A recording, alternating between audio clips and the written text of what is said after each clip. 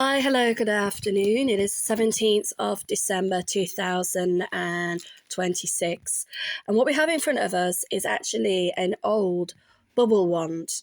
So originally, this would have had bubbles in it. And as we've been tidying up and packing up the property that I'm currently renting, my son actually suggested that why don't we keep the container and use it to put in any of my beads that we have found in all the little nooks and crevices of the property I've been renting that, have sort of fallen on the floor and maybe we've just not been vigilant enough to pick them up at the time. Now, the ones at the top here to there, they're actually from this. I think it was supposed to have been some kind of belt. So all of these beads on here, they are not real. They are what you call plastic. They are fake.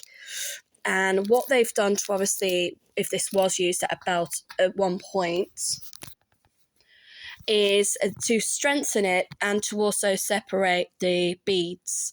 They've used like little joints. I know this will have a proper name, but I don't know what that's called. So I'm just calling them like little joints.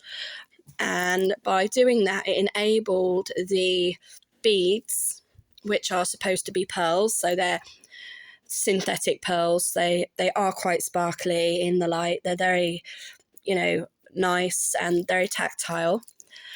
And because of the size as well, they must have been one of the main reasons why I brought this ages ago. And again, because of like the little bars here, and the links are quite big. And then they've added a little fake pearl at the bottom here for decoration.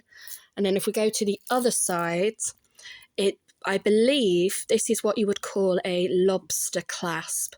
So they call it that, I imagine, because it is a bit like a lobster's claw and the way that it opens. So again, I brought it because of the size. So it's quite a big lobster claw as opposed to some of the small ones that you do get.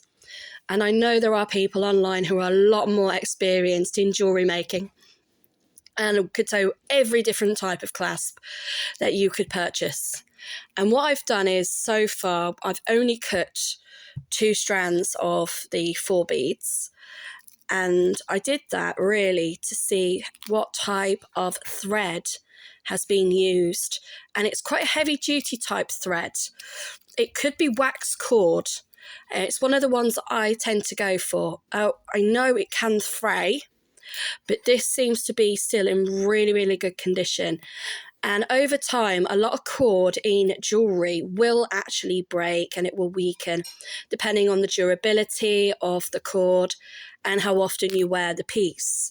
Now, one of the rumours apparently with pearls, if they were real pearls, is that you have to wear them. If you don't wear them, they end up losing their lustre, which is like their shine.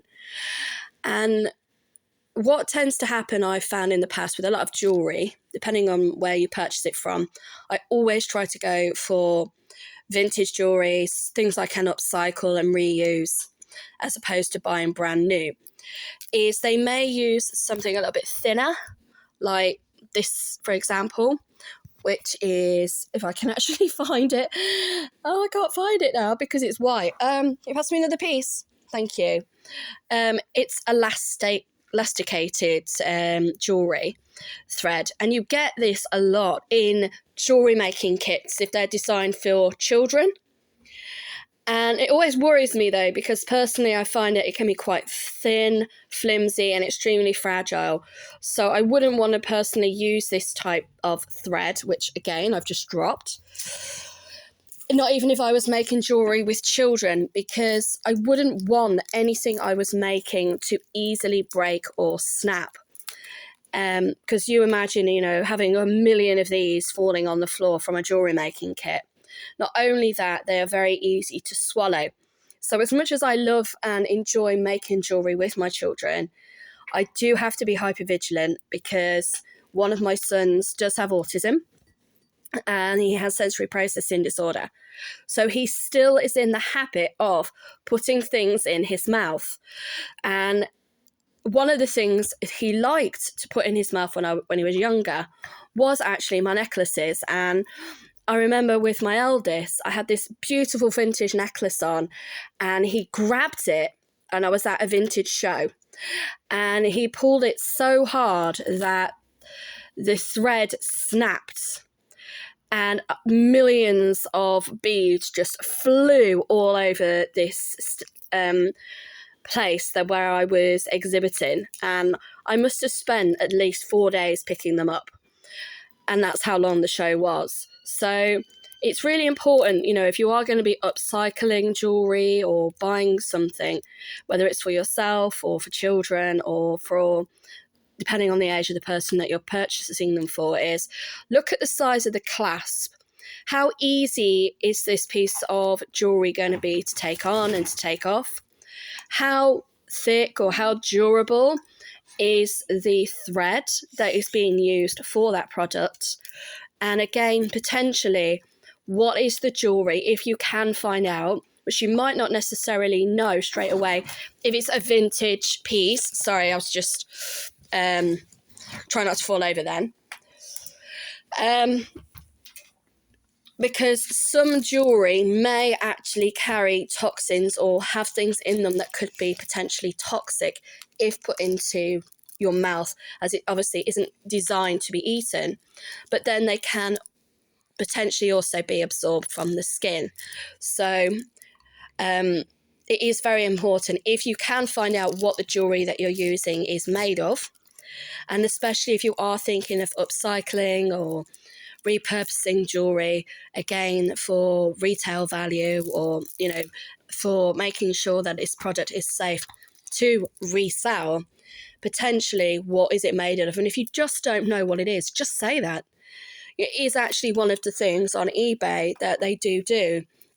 They are very strict on repurposing and recycling secondhand jewelry. And one of the things they're very against is ivory.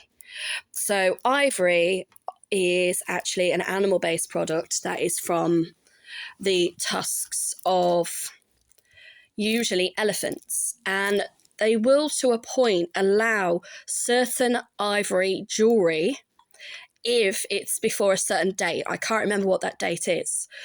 But on occasions, there will be jewelry out there, like mourning jewelry, for example, that may be made of other products that nowadays may be classed as endangered. The same with animal fur or animal skin, like snake skin, for example. So it is vital that you do as much research as possible that you can before either upcycling or trying to resell a product.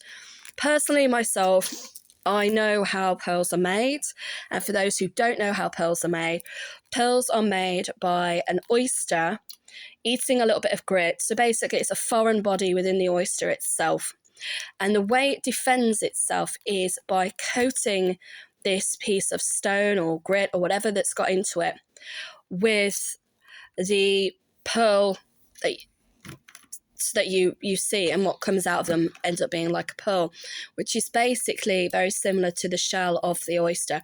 There is a specific name for it, but I've completely forgotten. And so when people do go pearl diving or for real pearls, these aren't real pearls, these aren't even cultured pearls. Unfortunately, the oyster will die. So if people are ethical about it, they will make sure that if they are just going to kill the oyster for the pearl, they will then eat the oyster, and then even the shell itself can be made into jewelry. I have got necklaces that are made from cultured pearls, which again is very similar, but these are oysters that have been bred purely for making cultured pearls, and they have been made by somebody artificially inseminating the oyster with a piece of grit, leaving it for so many years, and then taking the pearl that it has created out of the oyster shell. So I'm very all for upcycling old jewelry. That way I'm not effectively contributing to the killing of oysters or of other animals that have died in the past for their skin or their fur, or even their tusks if they are elephants. But you do need to do your research, and you do need to make sure that you are aware potentially of what something may be made of, because some countries will actually prosecute you if you try to import or export things, especially if they are on what they call the CITES list, or the endangered species list. A lot of, again, cameo brooches, they might not always be made of ivory. Some of them are actually made of seashell. And a lot of reproductions that are now coming onto the market, so people are pretending something is vintage when it's not, you may find have been made of something like resin, plastic, or bakelite.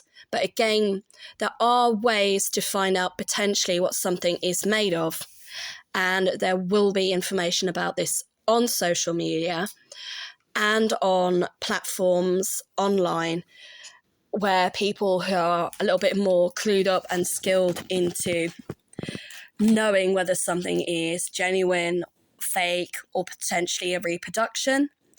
So doing your research is very vital, and even myself, I will use books, I will use social media platforms, I will use